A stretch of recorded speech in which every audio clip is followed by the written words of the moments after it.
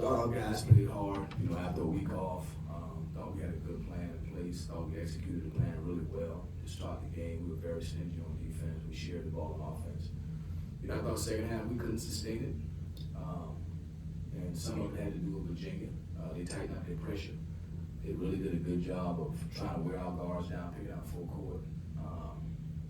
And as it got to the game approach with 9 minutes to go, thought we took some shots. They forced us into some tough ones. And then this one-on-one defense, we needed to get some stops. We just didn't get them. But we played a great game. We had a good plan. We got better. We didn't win, but we got better. And now we got to learn from it, try to figure out how we can get ready for the next game. But, the one kid I thought that really hurt us was the Ritter. There was a point in the game where it was really hard to stop him. And he was a load. So, but can't get it back. Great crowd.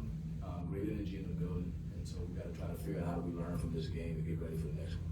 Richard, just comment on the assortment of shots Kapke showed you in that 9-point solo run, a three, some floaters in the lane. Yeah, it's just like he had a whole toolbox in there. Yeah, again, sustaining. That was in the first half. Yeah. And so we did a good job of taking the best shot available. You got good, better, best. You can always get a pretty good shot, but you got to work to be mature as a team. You got to work for a better shot, and what's the best we can get. So I thought when our guards penetrated in the lane, they made great paint decisions. So they dumped it off, gave them easy baskets. They were servant, good guards, and then I know DJ had it one time, drove a baseline, collapsed the defense, Bolton was behind the ball. He made the right play. So some of them just making the right play. Yeah. And then in the second half, we had the opportunity 2 or 3 times to turn down good for a better or search for the best shot we could find. And that takes great maturity. It takes an elite team to do it. And that's what we're pursuing. We're trying to become an elite team. And we still got some work to do. Okay, go ahead. Well, down the stretch, you mentioned DeRitter. Was it just a matter of him and Thomas getting to the basket as much as they did? No, I think the Ritter really changed the game.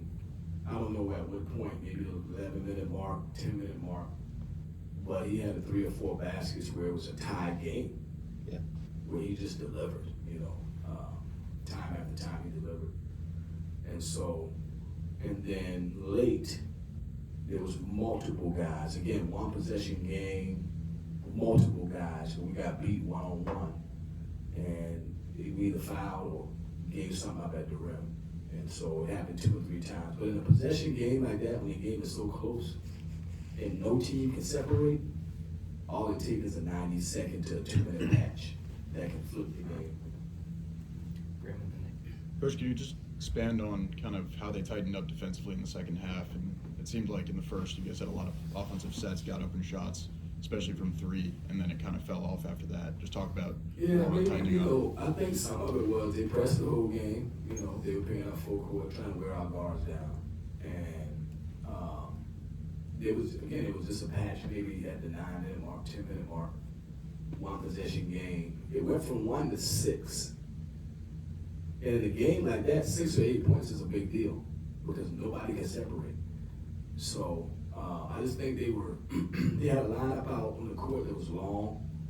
They did a good job of guarding us without fouling us in that patch and then trying to contest as many shots as they could. This was a good patch where they guarded us, so I give them credit. But we need to be more mature and say, hey, all right, 10 seconds, I won't take this one. I'm going to move it over here and let my teammate try to see if he can get something better. And we did that most of the night. But just, again, in the middle of the game, when they separated, it was 1-on-1 D, and it was 3 or 4 possessions we wish we could have back to see if we could get something a little better. That's how close it was, 3 or 4 possessions. Coach, you guys only scored 1 point off the bench tonight. I asked the players about it. They told me to ask you how to get the guys more involved off the bench. What do you think you have to do to get the guys going forward? Yeah, good question. We practice every day, so I think the only thing is about the bench is guys have to keep showing up every day, and kind of like the stone cutter credo, you want something and you just got to keep chopping until you get it. So I think right now we're playing about 7 guys, a lot of minutes.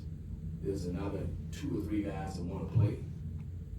So they got to keep practicing. I mean, you know, I didn't use the bench a ton tonight, and so we got to keep showing up every day, treat practice like a game, and put me in a position where I have to play them based on their day-to-day energies and efforts and attitude. Last question. Ken?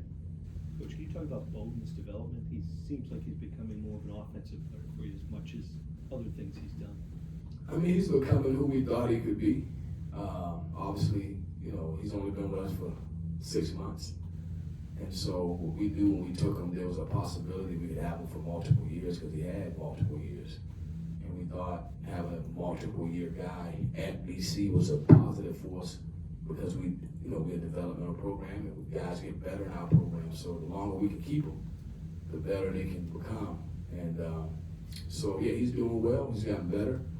And I think he's still got a lot more room to grow to be the complete player that he can become. So I look forward to seeing him, continue to grow into that. But he has defended, he has rebounded, and he's an inside-outside threat, which makes him a hard matchup. Thanks, Coach.